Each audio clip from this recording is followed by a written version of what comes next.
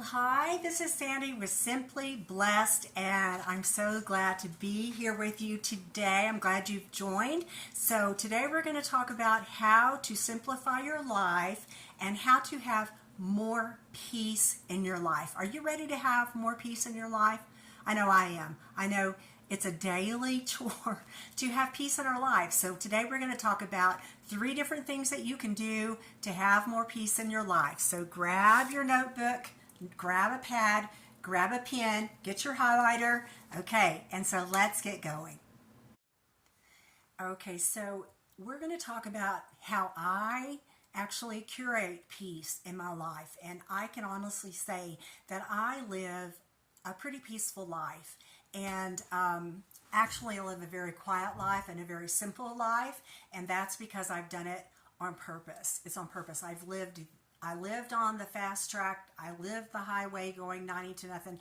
And actually, I loved living that way. I loved it until my body just said no more. So now this is what I do to curate and to keep peace and to keep havoc out of my life. The very first thing I do every single morning.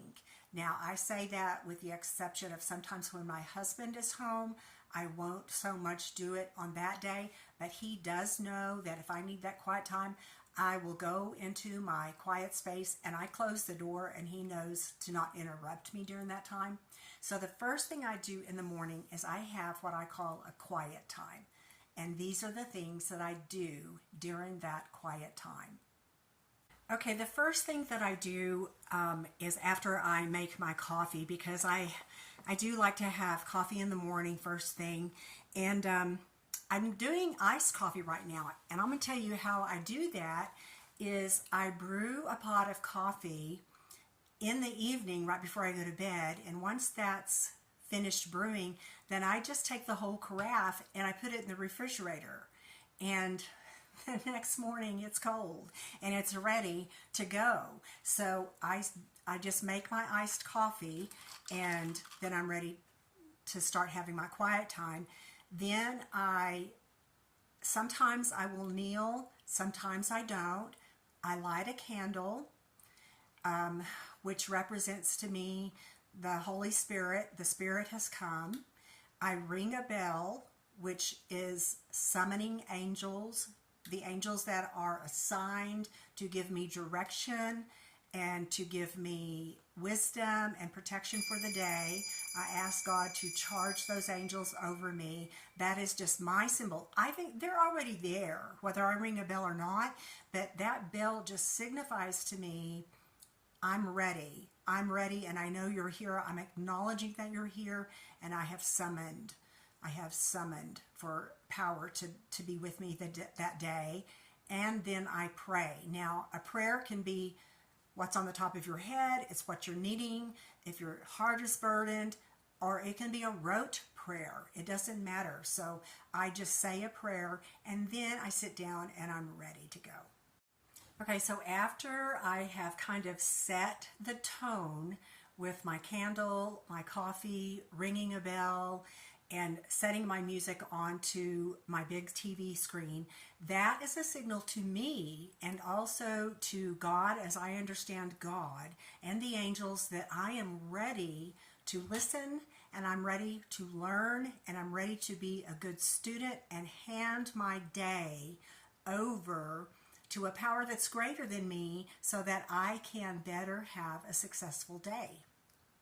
One thing that I always do is I read, because I think in this life we are on a journey. We are basically human beings on a spiritual journey, and our job here is to learn, and there's life lessons that we're here to learn. So I have many different books that I have read, speakers that I've listened to on spiritual things, and so I always have a book that I'm reading. The book that I'm reading right now is by Sonia Choquette, and she's also on YouTube, and I do a lot of listening to her as well.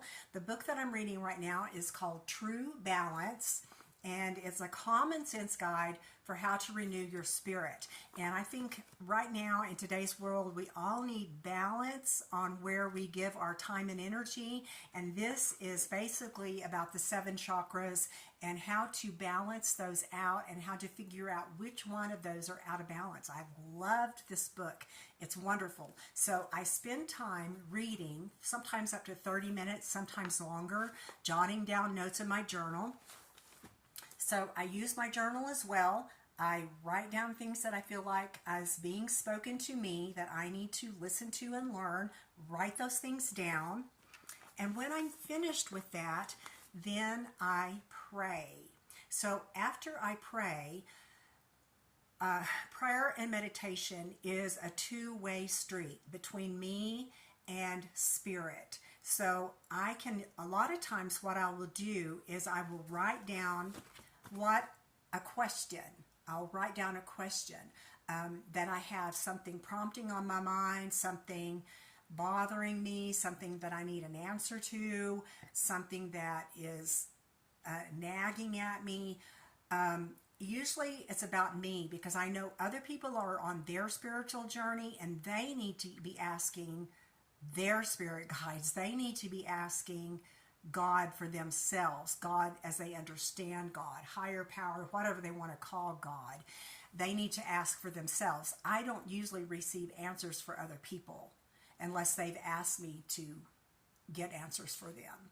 So I'm asking a question, and what I will do is I'll write down that question, and then I will sit back and listen. So when I'm listening, a lot of times I will hear an answer. And I'm going to tell you 9 times out of 10, they're very, very simple. Simple answers to what I can be doing for that day. Because I really do try to live my life one day at a time. So what answer do I need today about that situation? Then I write it down. Then my next question, I will write down that question and I will just listen. And then if I get an answer, I write down that answer.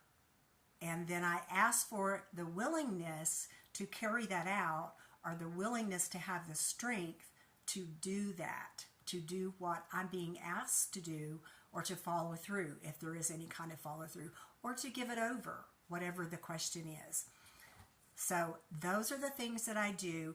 I do this while listening to my music, while drinking my iced coffee, and just taking my time slowly through the day. I do this before I make my bed, before I get ready, before I do anything at all. I take care of it by spending time with the spirit guides of my life and with my higher power and God as I understand God, and then I have my day at a very good start.